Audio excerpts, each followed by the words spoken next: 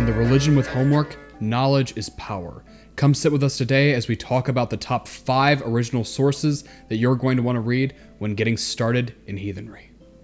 Source number 1, the Poetic Edda.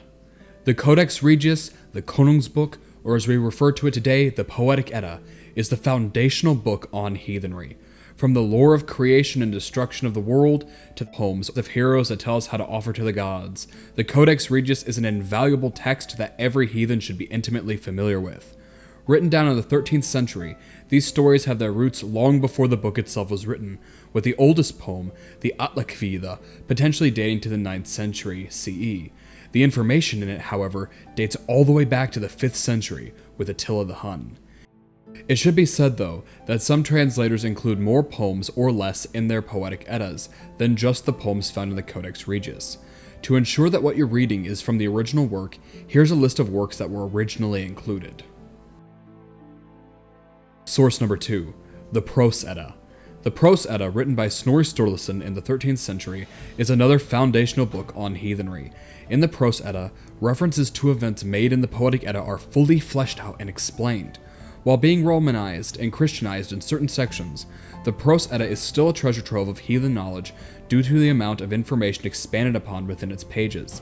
Within the Prose Edda are the Gylfaginning and the Skaldskaparmal. The Gylfaginning is an epic story expanding upon our knowledge of the gods and events in the Poetic Edda, while the second portion, the Skaldskaparmal, explains kennings and Heathen and provides more lore on the gods by talking about their names. Source number 3, the Heimskringla. The Heimskringla, also written by Snorri Sturluson, is an absolute necessity for understanding arch-heathen practice. While it faces the same issues as the Prose Edda, being Christianization, Romanization, along with the humoristic accounts of the gods, the Heimskringla is still a reliable source of information on how the arch-heathens practiced. For example, one saga contained within it, namely the saga of Hakon the Good, contains the full information needed for how to perform a heathen blot. Source number 4, the Landnámabók.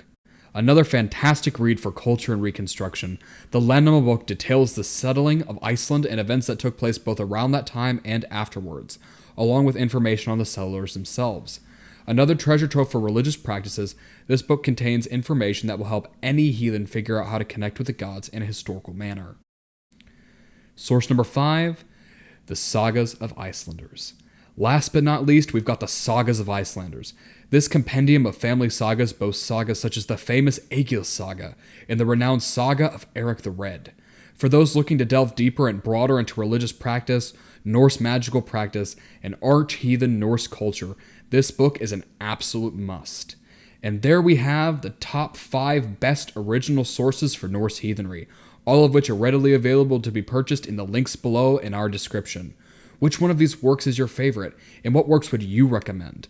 Let us know in the comments below. If you like this video and want to see more like it, don't forget to like and subscribe and hit that bell button to be notified when we put out another. Thank you for sitting with us today. My name is Gavin and this is the Heathen Household, and we'll see you next time.